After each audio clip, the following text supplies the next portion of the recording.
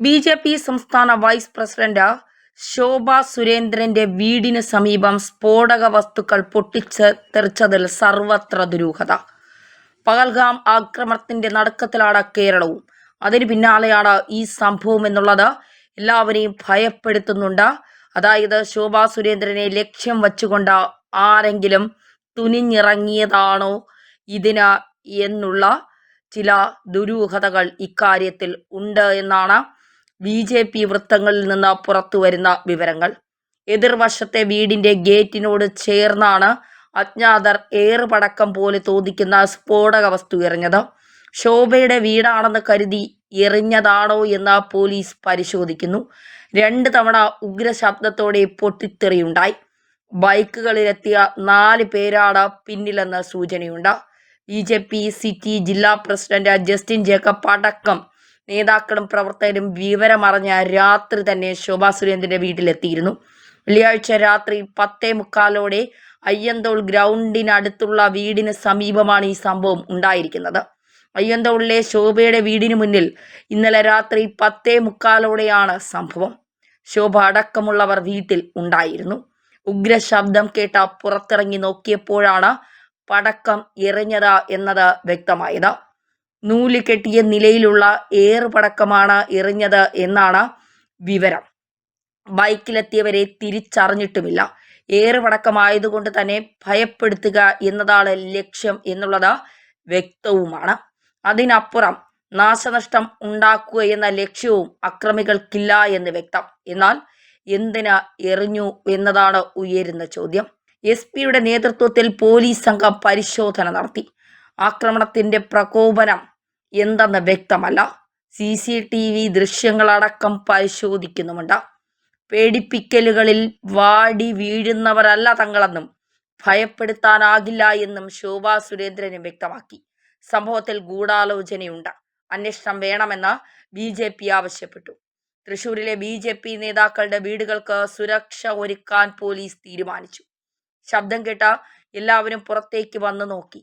തിരക്കുള്ള റോഡാണ്. വെളിച്ചത്തോടു കൂടി വലിയ സ്ഫോടനത്തോടെയാണ് പൊട്ടിത്തെറിയുണ്ടായത്.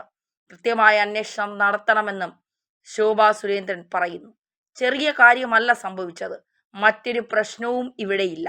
രാഷ്ട്രീയ പാർട്ടികളുമായി സംഘർഷവുമില്ല. കാര്യമില്ലാതെയുള്ള ആക്രമണത്തെ അതിന്റെ ഗൗരവത്തിൽ കാണണമെന്നാണ് ശോഭാ സുരേന്ദ്രന്റെ ആവശ്യം. രാത്രി 10:43 സ്ഫോടനം സംഭവിച്ചതെന്നും ഉഗ്രമായ ശബ്ദത്തോടെയാണ് പൊട്ടിത്തെറി ഉണ്ടായത് എന്നും ശോഭാ സുരേന്ദ്രൻ പറയുന്നു.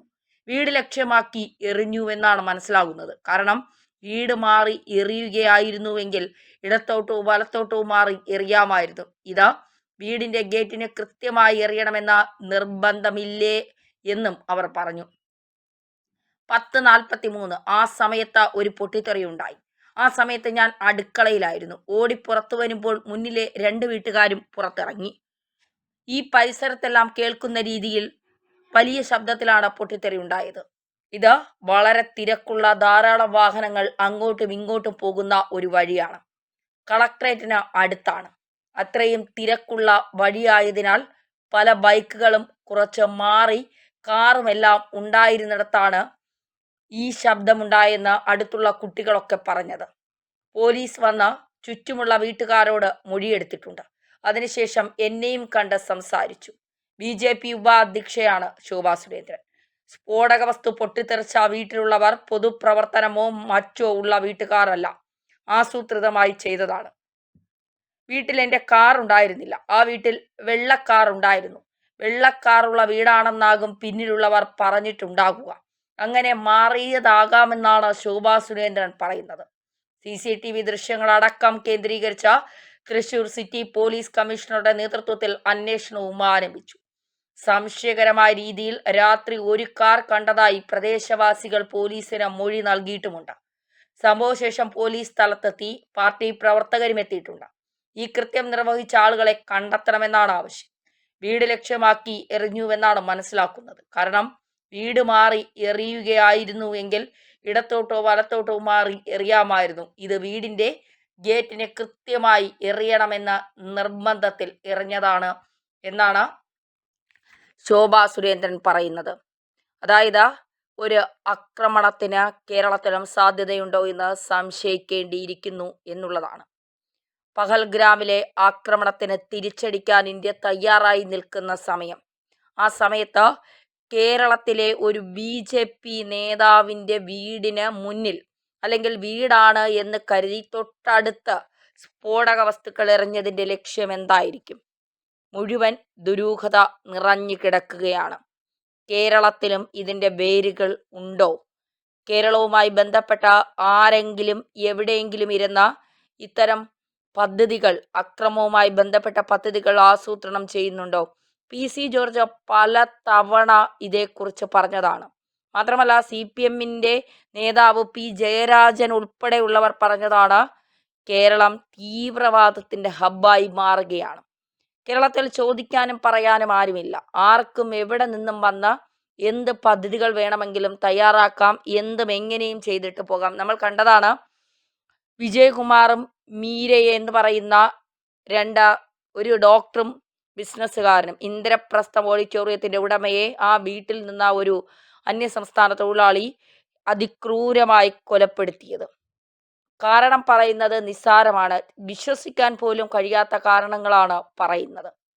പ്രതിയെ പോലീസ് പിടികൂടി. അതായത് കേരളത്തിൽ വന്ന ആർക്കും എന്തും ചെയ്താൽ ഇവിടത്തെ ജയിലുകളിൽ സുരക്ഷിതമായി ഉണ്ടുറങ്ങി കഴിയാം എന്ന് ആരൊക്കെയോ എന്തൊക്കെയോ ഇതിൻ്റെ പിന്നിൽ പ്രവർത്തിക്കുന്നവർ കൊലയാളികളോട് പറഞ്ഞു വച്ചിട്ടുണ്ട് എന്നുള്ളതാണ്. എന്തായാലും ഇന്ത്യയിലെ എല്ലാ സംസ്ഥാനങ്ങളിലും കേന്ദ്ര സർക്കാർ സുരക്ഷ വർദ്ധിപ്പിച്ചിട്ടുണ്ട്. UP അടക്കമുള്ള ടൂറിസ്റ്റ് കേന്ദ്രങ്ങളിലടക്കം ഈ പഹൽഗാമുമായി ബന്ധപ്പെട്ട സുരക്ഷ വർദ്ധിപ്പിച്ചിട്ടുണ്ട്.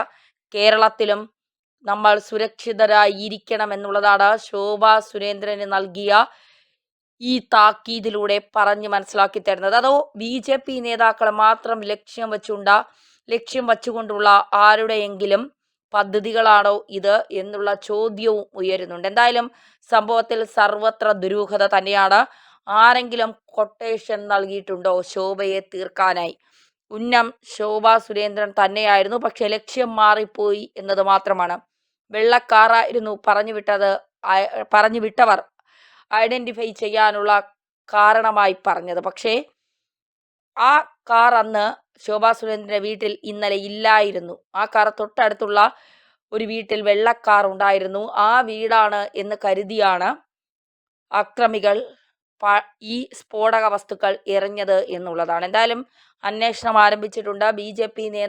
കേരളത്തിലെ BJP നേതാക്കളുടെ എല്ലാം വീടുകളിൽ സുരക്ഷ ഏർപ്പെടുത്തിയിട്ടുണ്ട്. എന്താണ് ഇതിൻ്റെ പിന്നിൽ? മോദിയോട് പോയി പറയൂ എന്ന് പറയാനായി ജീവനോടെ വിട്ട സ്ത്രീകളുണ്ട് പഹൽഗ്രാമിൽ. അപ്പോൾ ഭീകരവാദികളുടെ ലക്ഷ്യം ആരാണ്? BJP നേതാക്കളാണോ മോദിയാണോ ആരാണ് എന്ന് തിരിച്ചറിയേണ്ടിയിരിക്കുന്നു.